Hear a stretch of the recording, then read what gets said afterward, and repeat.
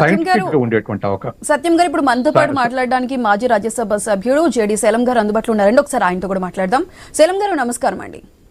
నమస్తే అమ్మా. నమస్తే సేలం గారు, ఈ రోజు నుంచి 3 రోజుల పాటు ప్రత్యేక లోక్సభ సమావేశాలు జరగబోతున్నాయి. దానికి సంబంధించి కీలక బిల్లులు ఉన్నాయి. దాని మీద ఉత్కంఠ అయితే పూర్తిగా నెలకొందని చెప్పాలి. ఎందుకంటే దానికి సంబంధించి ఇటు మహిళా రిజర్వేషన్ బిల్లుకి ఏ విధంగా అయితే పాజిటివ్ గా అనిపిస్తుందో, అదేవిధంగా డీలిమిటేషన్ కి సంబంధించి కూడా పూర్తి వ్యతిరేకతను ఇటు కూటమి పార్టీల నుంచి కూడా, ఇండి కూటమి నుంచి కూడా పూర్తి వ్యతిరేకతను మూటగట్టుకుంది. అదేవిధంగా ఇటు మన సౌత్ సైడ్ లో కూడా దానికి వ్యతిరేకంగా నిరసనలు కూడా వెల్లువెత్తుతున్నాయి. అసలు ఈ డీలిమిటేషన్ బిల్లుకు సంబంధించి ఏ విధంగా ఉండబోతుందండి? No, there are 2 aspects అండి, 3 aspects యాక్చువల్లీ. ఒకటేంటంటే ఉమెన్ రిజర్వేషన్ 1/3 ఉండాలి అనేది ఇప్పుడు కాదు, కాంగ్రెస్ 4-5 సార్లు ప్రయత్నం చేసింది. రాజ్యసభలో పాస్ చేసాం, నేను ఎంపీగా ఉన్నప్పుడు. లోక్సభలో ఒప్పుకోలేదు.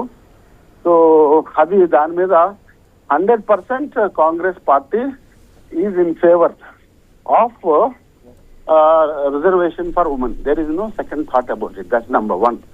Number 2 is the delimitation process.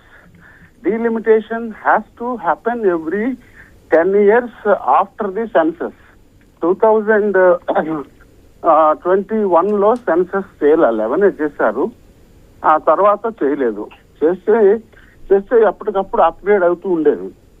ఏంటంటే what Congress party and the opposition party wants is, మీరు సదరన్ స్టేట్స్ కి అన్యాయం చేయొద్దు. ఇప్పుడు ప్రజెంట్ ఫార్ములా ఆల్సో ప్రపోర్షనల్ గా ఇంక్రీజ్ చేయండి అన్నారు.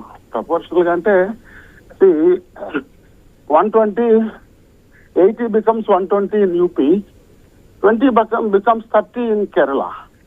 So the difference is increasing, is in favor of UP. Similarly, some states in northern India, Bihar, so they will get massive advantage. I am just walking అందుకని కొంచెం అదవుతున్నది. So massive advantage for BJP. వీళ్ళు అనేది ఏంటంటే do it have an all party meeting. మనకు ఒక సంస్కృతి ఉంది, ఇప్పుడు కాదు ఎప్పటి నుండో.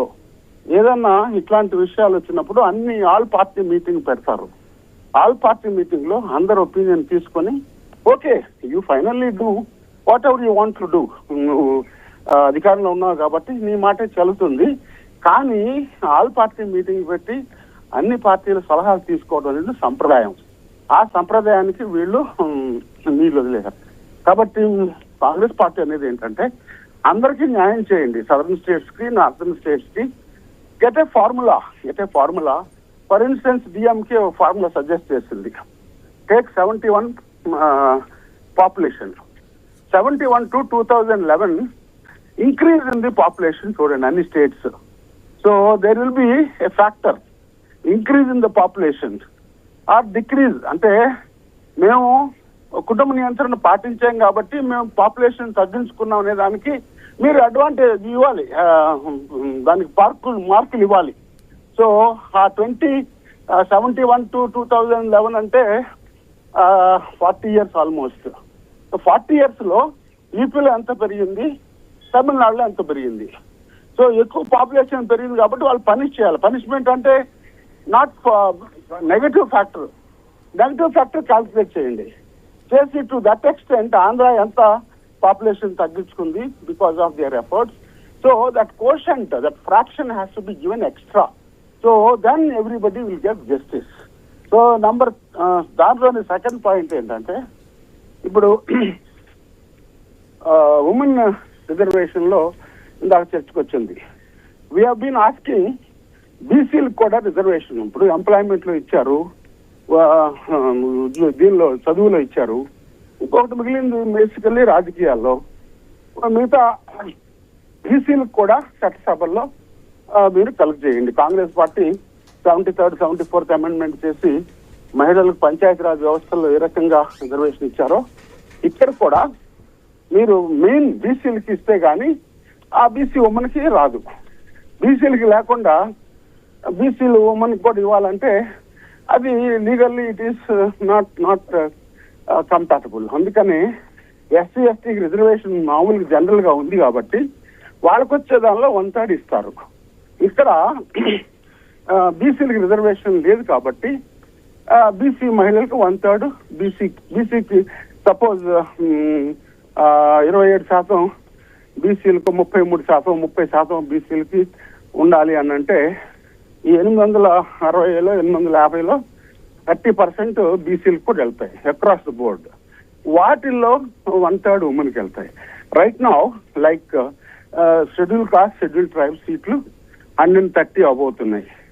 ఇది మొత్తం అన్ని పార్లమెంట్ చూసినట్లయితే 130, 125 ఆర్ సంథింగ్. సో అందుకని ఈ 3 ఫ్యాక్టర్స్ మనం టేకప్ చేస్తేనే అందరికీ న్యాయం జరుగుతుంది. That is why women reservation bill కి no problem, absolutely we are for it.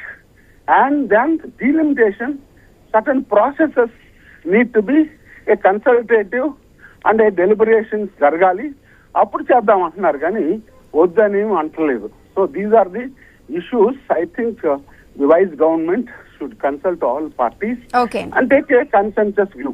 Okay okay Seelam garu, thank you so much అండి. Thank you.